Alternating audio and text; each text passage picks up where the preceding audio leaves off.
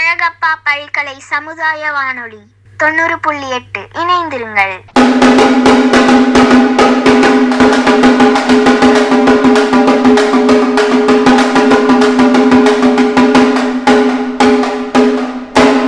அழகப்பா பல்கலை சமுதாய வானொலி நேயர்களுக்கு வணக்கம். என்னுடைய பெயர் கா கணேசன்.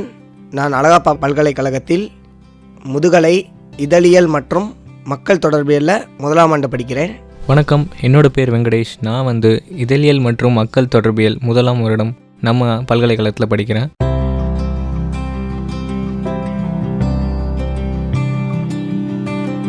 இன்றைக்கி நானும் என் நண்பனும் ஒரு புதிய விஷயத்தை பற்றி உங்களோட கலந்துரையாட போகிறோம். இந்த மாதம் என்ன மாதம் தெரியுமா? செப்டம்பர். அது மட்டும் இல்லை, இந்த மாதம் அல்சைமர் மாதம்னு சொல்லலாம். அப்படின்னா? அல்சைமர்னா டிமென்ஷியா பற்றிய ஒரு விழிப்புணர்வு. இதை 1906ஆம் ஆண்டில் ஜெர்மனிய மனநோய் மருத்துவரான அலோயிசு அல்சைமர் என்பவர் முதல்ல கண்டுபிடித்தார். விழிப்புணர்வா? எதுக்கு? 2006ஆம் ஆண்டில் உலகம் முழுவதும் 26.6 மில்லியன் மக்களும் 2015ஆம் ஆண்டில் ஏறத்தாழ 29.8 மில்லியன் மக்களும் அல்சைமர் நோயால் பாதிக்கப்பட்டிருக்காங்க.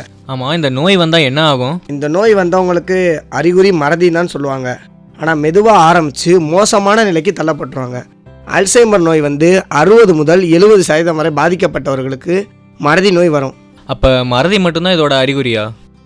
மறதி மட்டும் இல்லை, இதோட அறிகுறியாக சமீபத்திய நிகழ்வுகளை மறத்தல். அடுத்ததாக மொழி பயன்பாட்டில் பிரச்சனை வந்துடும். மனநிலை ஊசலாட்டம், சுய பராமரிப்பு மேலாண்மை பிரச்சனை, நடத்தை பிரச்சனைகள், குடும்பம் மற்றும் சமூகத்திலிருந்து விலகியிருத்தல், பிறகு படிப்படியாக உடல் செயல்பாடுகள் குறைந்து மரணம் வரைக்கும் போயிடுது. அப்புறம் இந்த நோயை எப்படி தான் குணப்படுத்துறது? இந்த நோயை முழுமையாக குணப்படுத்த முடியாது, ஆனால் நோயின் வேகத்தை வேணால் குறைக்கலாம். அதாவது உடல் நலத்தை மேம்படுத்துகிற மூலம்னு வச்சுக்கவே. அப்படியா? விளக்கமாக சொல்லு. தினசரி வாழ்க்கை நடவடிக்கையில் பயிற்சி, நோய் தாக்கியவர்களுக்கு மன உடைவு, உளக்கேடு சிகிச்சை மற்றும் உளப்பணி சிகிச்சையும் வேணும். அடுத்து குடும்பத்தில் இருப்பவர்கள் என்ன பண்ணணும்னா, அவங்கள வெறுக்காமலும் ஒதுக்காமலும் இருப்பதன் மூலமே அவர்களை ஆரம்பகால மரணத்திலிருந்து, அதாவது முதல்ல சொன்ன ஆரம்பத்தில் மரணம் வந்துடுன்னு, இந்த மாதிரி பயிற்சிகள் மூலம் ஆரம்பகால மரணம் தள்ளி போய் அவங்கள கொஞ்சம் காப்பாற்றலாம். எனக்கு ஒரு டவுட்டு. என்ன? இந்த நோய் வந்த பிறகு எல்லாரையும் போல வாழ முடியாதா? கண்டிப்பாக முடியும். அதாவது அல்சைமர் நோயினால் பாதிக்கப்பட்டவர் டாக்டர் ஈவா எம் அரோயோ அன்லோ 2019 சொற்பொருள் திறனில் உலக சாம்பியன்ஷிப்பே வென்றிருக்காங்க. இதே இந்தியாவை சேர்ந்த நம்ம ஹேமலதா அவங்க சமூக அறிவியலில் உலக சாம்பியன்ஷிப் வாங்கியிருக்காங்க.